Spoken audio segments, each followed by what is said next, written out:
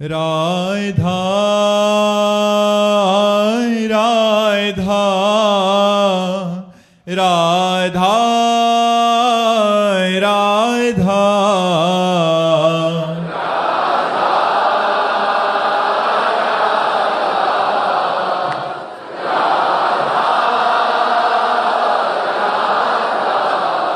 हाय राधा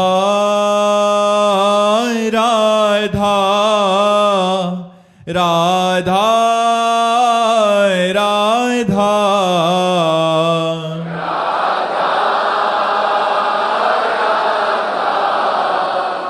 राधा राधा श्री राधा वल्लभ लाल की, समस्त संत हरि भक्तन की, श्री वृंदावन धाम की, सद्गुरुदेव भगवान की। राधे राधे महाराज जी। महाराज जी मेरे मन ने मुझे मतलब मेरा जीना मुश्किल कर दिया है। मैं टूट सा गया हूँ महाराज जी, हार सा गया हूँ महाराज जी, कृपा करो। यार अभी सच्चे नहीं हारे, सच्चे हार जाओ तो बात बन जाए। सुनेरी मैंने निर्बल केवल राम। अगर निर्बलता आ जाए तो प्रभु हाथ पकड़ ले। अभी अहंकार है इसीलिए बात नहीं बनती। तो इसलिए हमारी मानो तो काउंटर लिए हो, नाम जब करते हो भजन आप, भजन में प्रीति तो भजनानंदियों की होती है, लेकिन दवा जैसे कड़वी भी लगे तो हम खाते हैं, ऐसे हम खूब नाम जप करें। नाम जप करोगे बिल्कुल मेरा पक्का विश्वास है सब ठीक हो जाएगा। ब्रह्मचर्य को क्यों नष्ट कर रहे हो इतना? पागल हो जाओगे। नाम जब तो छूटने की बात जाने तो पागल हो जाओगे जितनी जोर से ब्रह्मचर्य नष्ट कर रहे हो। लिखा है उसने कि मैं पागल हो गया हूं। हाँ तो हम क्या कह रहे हैं, तुम अब कैसे ठीक होगा मन? जब आप गंदे आचरण करोगे, गंदे आचरणों द्वारा वीर्यपात करोगे, आपके अंदर स्मृति ही नहीं रहेगी, बल ही नहीं रहेगा, कैसे चलोगे? तो जरूरत आज के बच्चों को शासन की है। अब माता पिता डांटे तो कहते हैं हम कर लेंगे, वो डर गए। टीचर डांटे तो माता पिता जाके चढ़ बैठते हैं, हमारे बच्चे को क्यों डांटा? भाई बिना डांट के बच्चों को नहीं सुधारा जा सकता। छोटे छोटे बच्चों के हाथ में मोबाइल है, गंदी गंदी बातें वो सीख रहे हैं, गंदे आचरण कर रहे हैं। देखो हमने पहले तुमसे कहा तुम्हारी पागल जैसी स्थिति हो जाएगी अगर नहीं समझोगे, इतना तुम वीर्यपात कर रहे हो। अब कैसे समझावे, कौन समझावे? संत जन्म शास्त्र की बातें बोल दिए, लेकिन ये बात कौन समझावे कि अगला इतना गंदा आचरण कर रहा है और ऐसे कर, कैसे सुधरेगा? कुछ ऐसी फिल्में, कुछ ऐसे सीरियल चल गए जिनको बच्चों को और पुष्टता मिलती गंदे आचरणों की। हमें लगता है सुधारने की जरूरत है। बच्चा नहीं तो ये जो वीर शक्ति है ये अमोघ बल प्रदान करती है।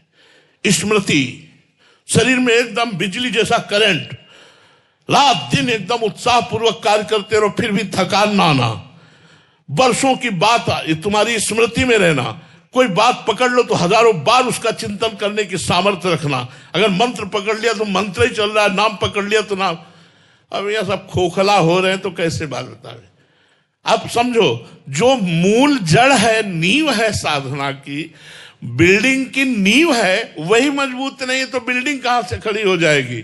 ब्रह्मचर्य, गृहस्थ, वानप्रस्थ, संन्यास, ये 4 आश्रम हमारे हैं। अब ब्रह्मचर्य गोल हो गया तो कैसे उसमें गृहस्थ खड़ा हो पावे, आश्रम कैसे वानप्रस्थ हो पावे, कैसे सन्यासी हो पावे? तो मूल ब्रह्मचर्य आश्रम है। सबको चाहिए अपने बच्चों को ब्रह्मचर्य की शिक्षा देना, थोड़ी देर दोस्त की तरह उनसे बात करना। दिखाओ मोबाइल, तुमने कुछ गलत तो नहीं देखा, गलत तो नहीं करते, कहीं ऐसा तो नहीं करते, कहीं ऐसा। देखो यार हम तुम्हारे पिता भी हैं, तुम्हारे दोस्त भी हैं। ऐसे मित्रवत बैठकर समझाओ, उनको अच्छे मार्ग में लगाओ। अगर बुरे आचरण है तो बोलो सॉरी बोलो, आज के बाद तुम नहीं करोगे। तो ऐसे समझाओ, प्यार दुलार से उनको अच्छे मार्ग में चलाओ। अगर बच्चा 20 वर्ष तक ब्रह्मचर्य रहे फिर वो गृहस्थ में जाए, खूब उसका कुछ नहीं बिगड़ने वाला। किसान आदमी जानते होंगे हम जो बात कहना चाहते हैं। गेहूं जब गलेथ में होता है और उसको काट लिया जाए तो ना पर्याप्त भूस होगा ना एक दाना होगा, और मात्र केवल 20 दिन और रुक जाओ और उसकी बाली आ जाए और थोड़ा सा भूरापन आ जाए, फिर देख लो आप, डट के भूसा भी होगा और डट के अन्न भी होगा।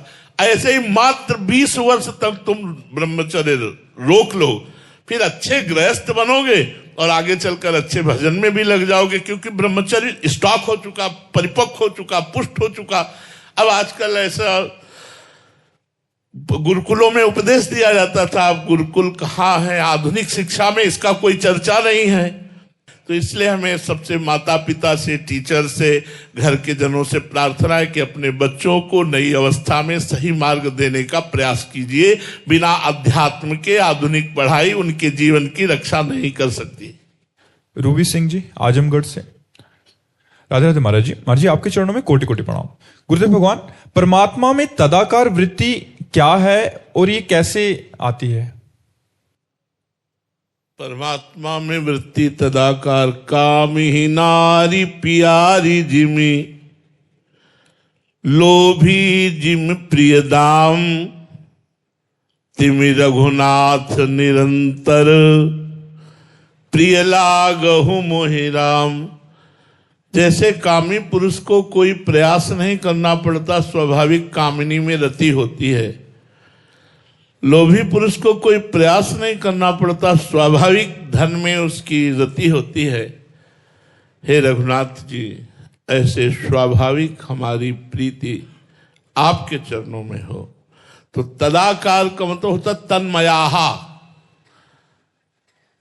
बैठे हैं या खड़े हैं या चल रहे हैं, क्रियावान हैं या क्रिया रहित हैं, ब्रह्माकार वृत्ति, भगवदाकार वृत्ति, कृष्णाकार वृत्ति। गोपीजन कह रहे हैं, कान भये प्राणमय, प्राण भये कान्हमय, ही में ना जानी परे, कान है कि प्राण है। हे उद्धव, मेरे प्राण कृष्णमय हो गए हैं, कृष्ण ही मेरे प्राण हो गए हैं। अब ये पता ही नहीं चलता कि प्राण है या कृष्ण है। यह है तदाकार स्थिति। उठते बैठते, चलते फिरते, खाते पीते, सोते जागते, हर समय भगवान का सतत स्मरण, भगवान की रूप गुण लीला, भगवान की महिमा उसके दिमाग में छाई हुई है और वो भगवान के चिंतन में डूबा हुआ है। अन्य कोई चिंतन ही नहीं है। अनन्य चेता सततम यो माम स्मृति नित्यसा, तस्याहम सुलभा पार्थ नित्य युक्तस्य योगिना। वो अनन्य चित्त वाला उपासक भगवान का साक्षात्कार किए हुए भगवान की रूप माधुरी में या स्वरूप आसक्त आत्माकार वृत्ति में, आत्मरति में डूबा हुआ महापुरुष है, चाहे ज्ञान मार्ग से हो चाहे प्रेम मार्ग से हो, दोनों एक स्थिति को प्राप्त होते हैं। तो इसे भगवदाकार वृत्ति कहते हैं। नानात्व का खत्म हो जाना, जड़ चैतन्य ना दिखना, जित दिखे तित श्याम खड़े। जड़ चैतन्य कछु नहीं दिखत, जहां दिखत तहां श्याम खड़े। बिवहल बिकल संभार न तन की, घूमत नैना रूप भरे। करनी अकरनी दो विधि भूले, विधि निषेध सब रहे धरे। नर हरिदास ते भय बावरे, जे आ प्रेम प्रवाह भरे। बावरा भगवान की मस्ती में डूबा हुआ। ऐसा नहीं कि वो क्रियान्वित नहीं है, वो क्रियापरायण रहते हुए भी भगवान में डूबा हुआ।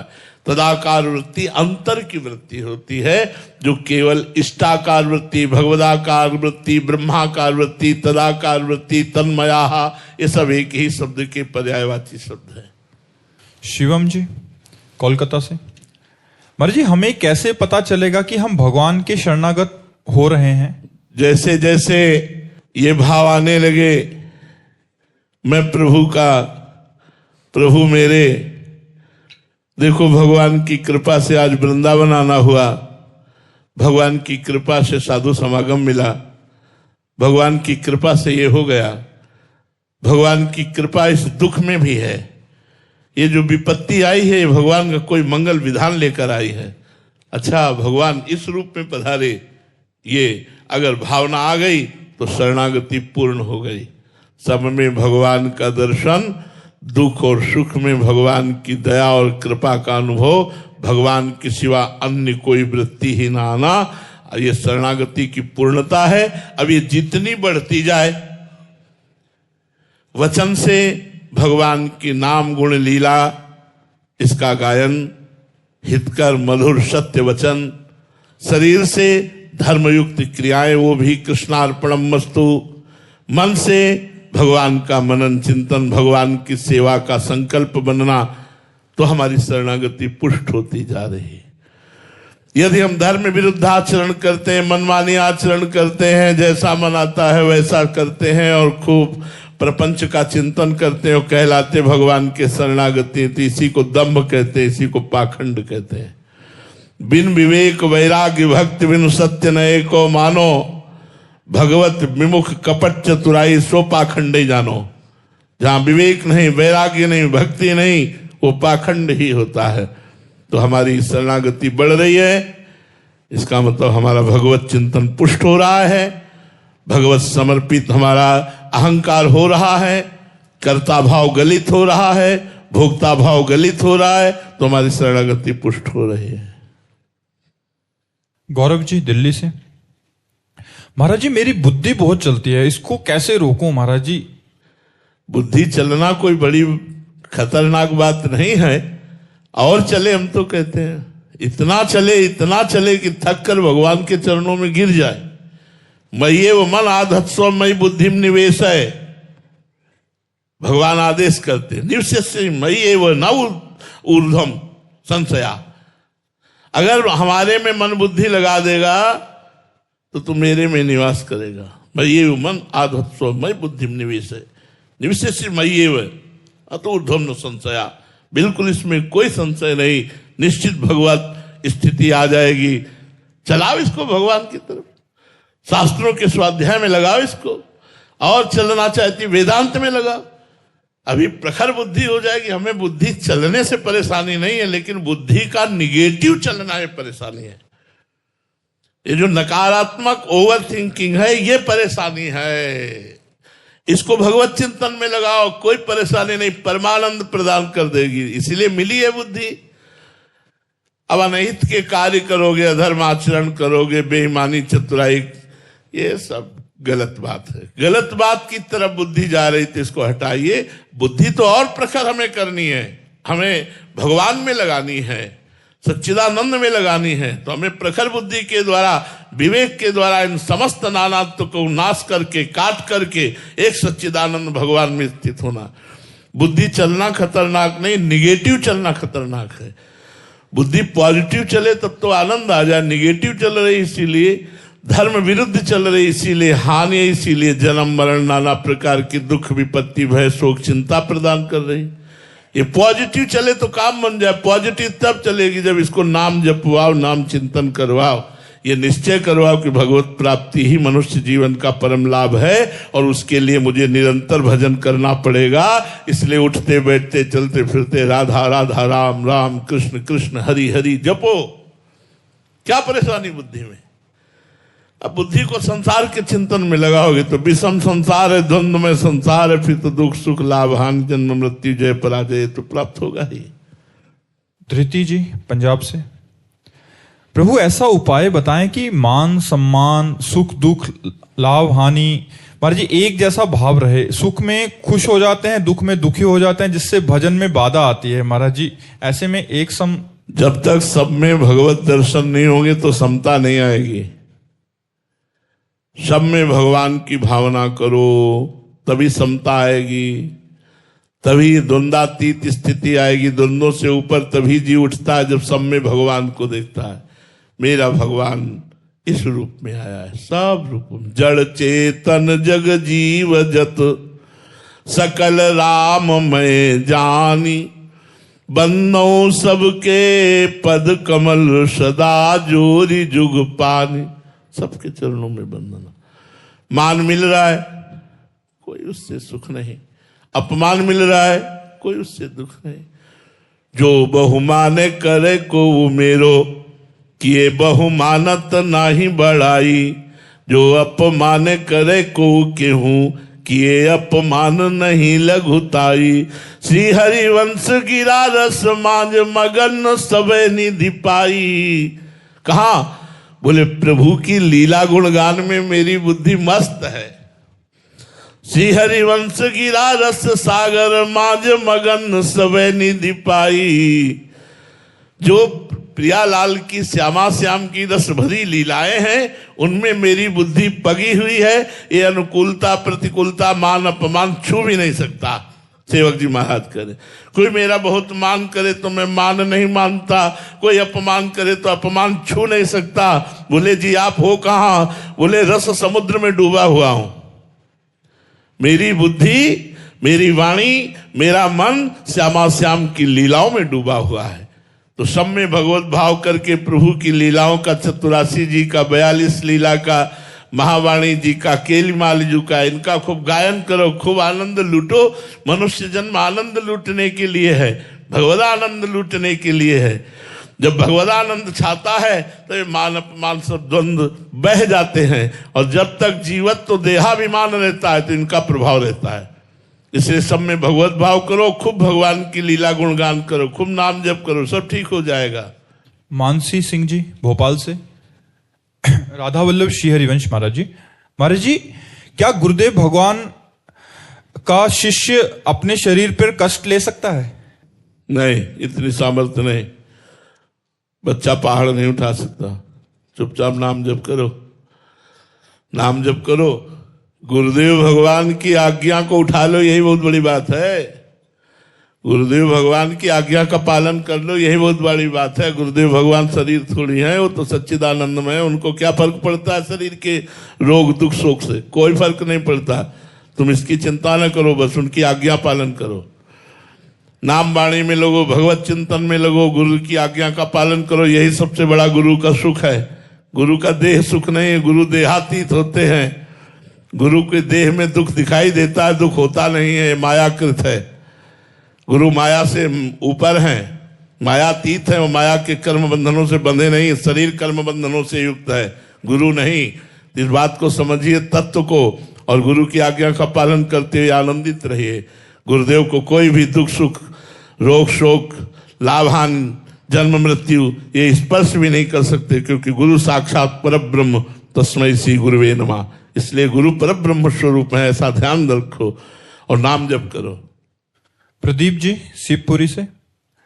गुरुदेव भगवान कभी तो मेरा भजन बहुत अच्छा होता है और कभी बिल्कुल कम हो जाता है, जिसकी वजह से निश्चित संख्या जो लिया है संख्या जप का वो पूरा नहीं हो पाता। ऐसे में महाराज जी क्या सावधानी रखो? ध्रुवदास जी ने लिखा है, कबहू तो थोरो भजन कबहू होत विशाल, मन को धीरज छुटे नहीं और गाहे न दूजी चाल। कभी तो भजन में बहुत मन लगता है और कभी भजन में नहीं लगता। क्यों? क्योंकि गुणों का प्रभाव होता है। जब सतोगुण आएगा तो भजन में मन लगेगा, रजोगुण आएगा तो भोगों में मन लगेगा, तमोगुण आएगा तो निद्रा आलस्य प्रमाद आदि में मन लगेगा। तो अगर हमारा भजन नहीं हो रहा तो हमको केवल एक बात देखनी कि गुणों का चक्कर आया, थोड़ी देर में शांत हो जाएगा, कुछ गलती ना होने पावे।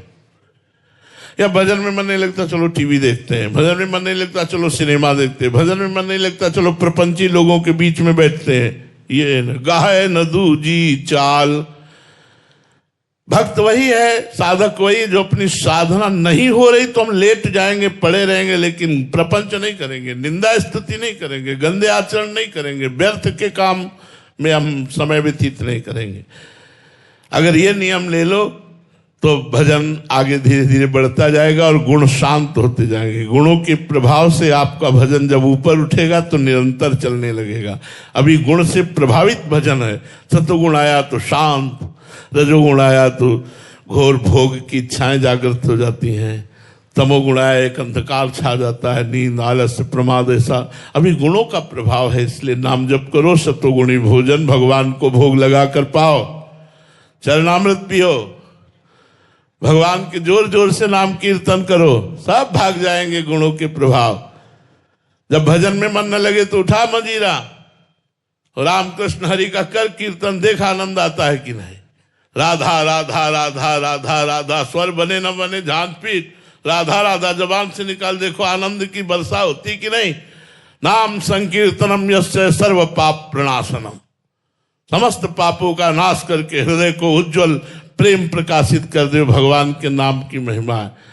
नाम की जब भजन में मन न लग रहा हो तो नाम कीर्तन करे, गुण कीर्तन करे। रसिकाचार्यों ने जो पद लिखे उन पदों का गायन करे, ठीक हो जाएगा, गुण का प्रभाव चला जाएगा। प्रदीप जी दिल्ली से, महाराज जी कैसे पता चले कि हमारी साधना में प्रगति हो रही है? सत्संग करो, सत्संग में तराजू है, अपने आप तौल जाओगे कितने किलो के हो।